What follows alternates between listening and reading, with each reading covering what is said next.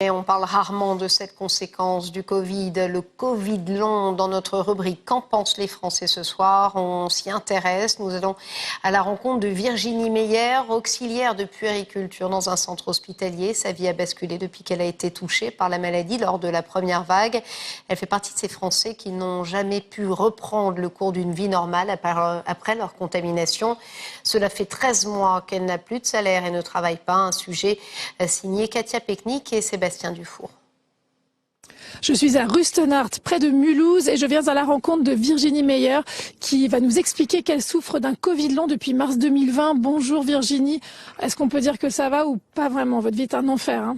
Bonjour, on va dire que la vie a beaucoup changé et que je suis très fatiguée, contrairement à avant où j'étais plutôt active. Vous étiez une grande sportive avant?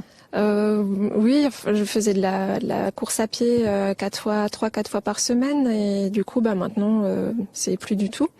À ma maison, j'ai appris à la connaître depuis que je suis malade parce qu'auparavant j'y passais peu de temps et je suis obligée de me reposer énormément. Du coup, c'est ce que je fais. Alors Virginie, dites-moi comment tout a commencé.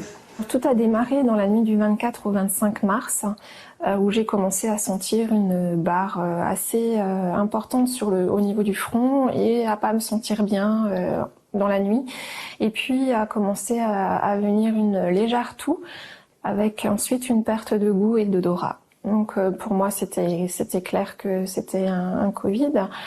Par la suite, d'autres symptômes sont arrivés suite à une rechute que j'ai faite 3 semaines après lors de ma reprise au travail. À un moment, vous ne pouviez même plus respirer, vous avez eu peur? Oui, alors c'est le seul moment où j'ai vraiment eu peur parce que j'avais cette sensation d'étouffer, une oppression au niveau du thorax avec un besoin de sentir de l'air frais.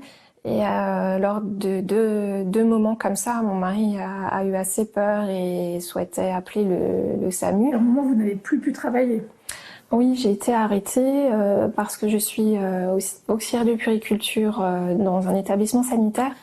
J'ai d'abord pu reprendre mon travail en mi-temps thérapeutique pendant quelques mois jusqu'au 1er octobre, date à laquelle j'ai eu un malaise sur mon lieu de travail. Ce malaise m'a menée aux urgences et a été considéré comme une crise d'angoisse. Au fur et à mesure, les choses ont commencé à se compliquer avec de nouveaux symptômes qui sont arrivés, des démangeaisons au niveau du haut des bras, des démangeaisons à me gratter au sang, à ne plus supporter, des douleurs articulaires et musculaires qui ne me permettaient plus de me sécher les cheveux. Je devais demander à mes filles de le faire. Une grosse fatigue qui m'obligeait à dormir plusieurs fois par jour, jusqu'à 4 siestes parfois en plus de la nuit. Plein de troubles, que ce soit digestifs, cognitifs, neurologiques. Et tout ça, pendant longtemps, n'a pas été objectivé par des résultats médicaux. On parle d'errance médicale parce qu'en fait, en ce qui concerne le Covid long, la médecine apprend en même temps que nous encore aujourd'hui. Vous avez eu la chance d'avoir un médecin qui vous a très bien suivi, mais est-ce que c'était suffisant vu l'importance de vos symptômes? Alors non, c'était pas suffisant. Et d'ailleurs, il a avec grande honnêteté dit qu'il savait plus quoi faire. Et du coup, toujours en ayant discuté avec lui auparavant, j'ai pu prendre rendez-vous chez des spécialistes. Si vous voulez, on peut aller voir, j'ai créé tout un dossier qui est bien épais.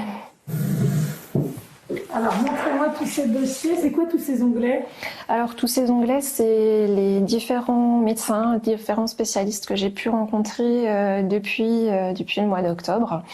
Autant un neurologue qu'un kiné, qu'une orthoptiste, qu'un kiné vestibulaire, une pneumologue, etc., cardiologue. Alors, ça y est, au moins maintenant, il y a des résultats.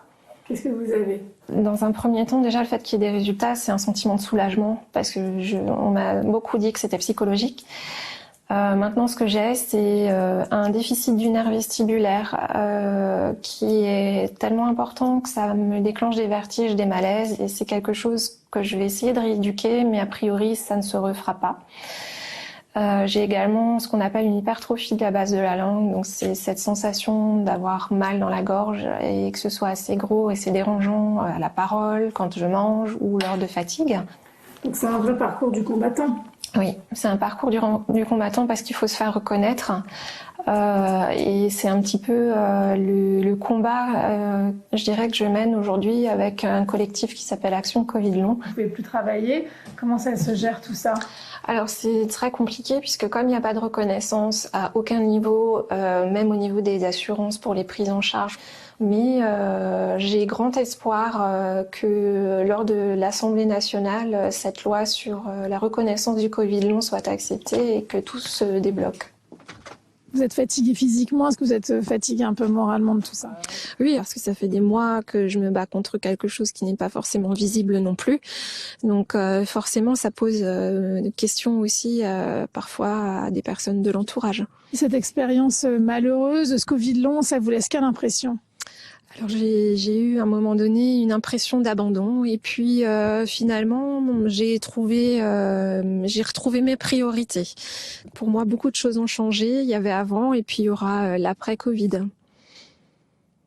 Alors, comment endiguer cette 5e vague en France et ses conséquences parfois dramatiques qu'on vient de constater? Une nouvelle série de mesures annoncées par le gouvernement ce soir est-elle vraiment suffisante pour mettre fin à